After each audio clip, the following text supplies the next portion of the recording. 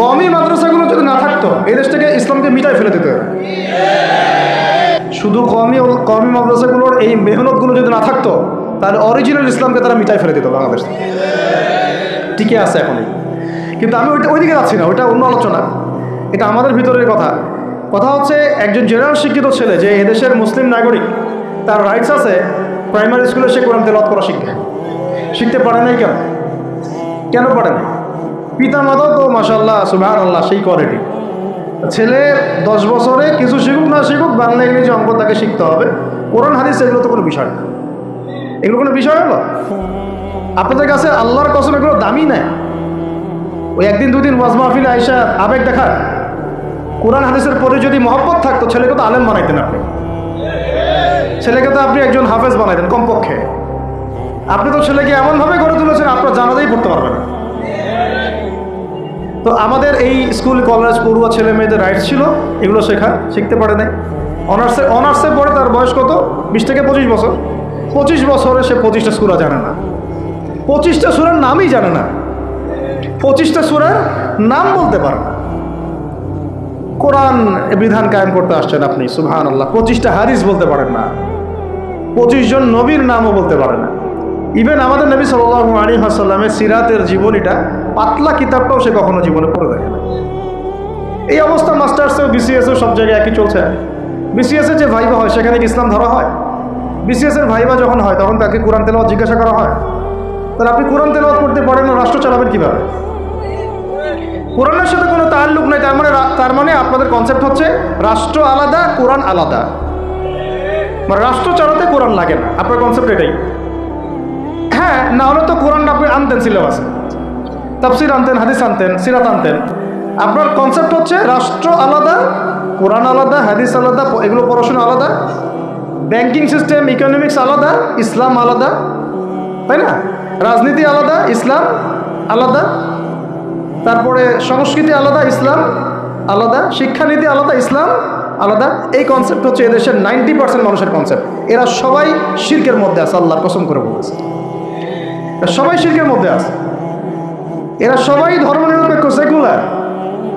বাদ দিয়ে আমরা যারা দাড়ি টুপিওয়ালা কিছু মানুষ আছি, আমরা একটু মৌলবাদী চিন্তা করি আর কি। আমরা চিন্তা করি যে ইসলাম ব্যক্তিগত জীবনেও থাকবে, সংস্কৃতির মধ্যেও থাকবে, শিক্ষানীতিতেও থাকতে হবে, অর্থনীতিতেও থাকতে হবে, ইভেন রাজনীতির মধ্যেও থাকতে হবে। এই কনসেপ্টে না আসলে এখনো মুসলমান হনই নাই। এই কনসেপ্টে না আসা মানে এখন পর্যন্ত কালিমা লা ইলাহা ইল্লাল্লাহ এটা বুঝেনি নাই, আপনি মুখে পড়েছেন, দ্যাটস অল। এই কারণেই তো লা ইলাহা ইল্লাল্লাহ পড়ার পরেও মোদির পা চাটেন বসে বসে। এই কারণেই, কারণ ওই লা ইলাহা ইল্লাল্লাহ তো আপনাকে ওটা শিখাই নাই যে আপনি এক আল্লাহর সার্বভৌমত্বের স্বীকৃতি দেন নাই। এই হলো সমস্যাগুলো। তো সমস্যার গোড়ায় অনেক কথা আছে। এখন নবী সাল্লাল্লাহু আলাইহি ওয়াসাল্লাম কিন্তু দাওয়াতের কাজটা, এই যে সিরাতের আলোকে যেটা বলছেন সমাজ সংস্কার এবং দিন প্রতিষ্ঠা এবং সমকালীন সব সংকট দূর করা, এটা শুরু করতে হবে জ্ঞানতাত্ত্বিক রেভলিউশন থেকে। পড়াশোনা করা শুরু করে দেন, আদারওয়াইজ আপনাদের সামনে ধ্বংস ছাড়া কিচ্ছু বাকি নেই। কি পড়াশোনা করবেন? অবশ্যই ইসলামিক কারিকুলাম থাকতে হবে। এরপরে আপনি জেনারেল লাইনের পড়াশোনা করেন, কোনো সমস্যা নেই। আর এই পড়াশোনা একা একা করা যাবে না, উস্তাদের সহবত লাগবে, ওলামা কেরামের সহবত লাগবে।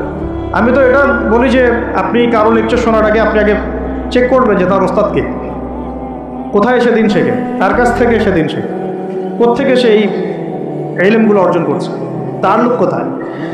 আবেগে ভাসলে হবে না এখন বিষয়টা। তো পড়াশোনার এখন যে আরও 20 বছর পড়াশোনা না করে আমি কোনো কাজ করতেই পারবো না এমনটাও না, কিন্তু পড়াশোনা আগে শুরু করেন। এখন আপনার কাজ পড়াশোনা শুরু করা, ইকরা বিসমি রাব্বিকাল্লাযী খালাকের হক আদায় করা এবং ওস্তাদের সহবতে থাকা। যেমন জেনারেল লাইনে পড়েছেন 20 বছর, একা একা গিয়ে পড়েছেন না, প্রতিষ্ঠানে গিয়েছেন, ডেইলি ক্লাস করেছেন, টিচারের সহবতে ছিলেন, বেতন দিয়েছেন, ব্যাসে থেকেছেন, তারপরে আরও কি করেছেন? বাবার জমি বিক্রি করে দিয়েছেন, বাবা মায়ের জমি বিক্রি করে। সেম অন্ততপক্ষে এতটুকু যতটুকু আপনি জেনারেল লাইনের জন্য করেছেন, জেনারেল লাইনে যদি যতটুকু করেছেন, ত্যাগ, শ্রম, মেধা খরচ, কষ্ট স্বীকার করা, এর যদি অর্ধেকও যদি দিন শিক্ষার জন্য করতে না পারেন, আপনি নিজেও মুনাফিক। আমরা নিজেরাও মুনাফিক তখন।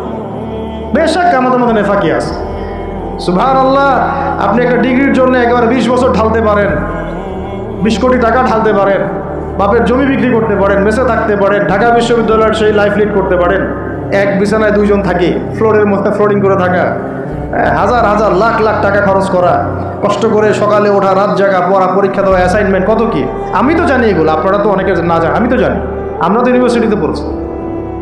এই পরিশ্রমগুলো আপনি করছেন অনলি ফর একটা সার্টিফিকেট আর একটা চাকরির জন্যে, আর এর 10% কেন 5% আপনি করতে চান না দিনী শিক্ষার জন্যে। তো আমি মুনাফিক না হলে এই পৃথিবীতে আর মুনাফিক কি আছে?